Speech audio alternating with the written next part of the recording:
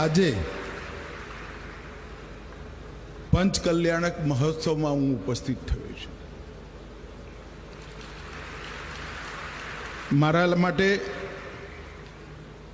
ખૂબ આનંદનો વિષય છે કે પવિત્ર સોનગઢ ધામમાં જ્યાં કાનજી સ્વામીએ ના કેવલ જૈન અનેક જૈનેતર લોકોના જીવનની અંદર કલ્યાણનો રસ્તો એમને બતાવ્યો.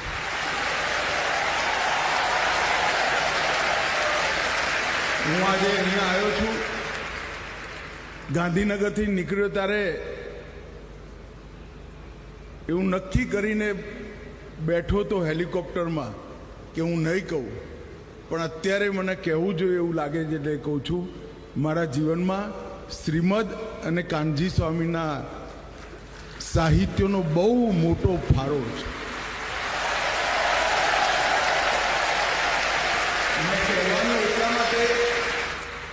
ના કહેવાનું એટલા માટે વિચાર્યું હતું, પણ નિમેશભાઈ ચૂપચાપ મને અમે ઉપર ગયા ત્યાંથી લઈ જૂના મંદિરમાં નવી મૂર્તિઓ પ્રસ્થાપિત થાય ત્યાં સુધી કાનજી સ્વામીના જીવન બાબતમાં ઘણું બધું મને કહ્યું. હું ચૂપચાપ સાંભળતો હતો. પણ નિમેશભાઈ, તમારી જોડે છે એટલું સાહિત્ય મારી જોડે નથી, પણ મેં શ્રીમદ રાજચંદ્ર અને કાનજી સ્વામીને બહુ ધ્યાનથી સમજ્યા છે, વાંચ્યા છે, અને એનો મારા જીવનમાં ખૂબ મોટો ફાયદો મને થયો છે. મેં મારો નિર્ણય કહેવા માટેનો એટલા માટે બદલ્યો કે ખૂબ મોટી સંખ્યામાં યુવાનો અહીંયા છે. જીવનમાં અનેક વસ્તુઓ પ્રાપ્ત કરવાનો મોકો આપણને મળતો હોય,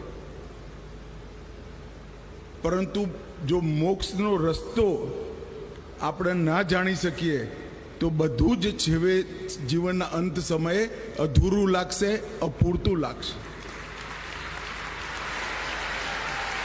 એ રસ્તા પર ચાલી બધા મોક્ષ ના પ્રાપ્ત કરી શકે એટલું સૌભાગ્ય બધાને ના હોય, પરંતુ રસ્તાની જાણકારી અને એના પર ચાલવાનો પ્રયત્ન માત્ર એક નહીં અનેક જીવનનું કલ્યાણ કરવા વાળો હોય છે.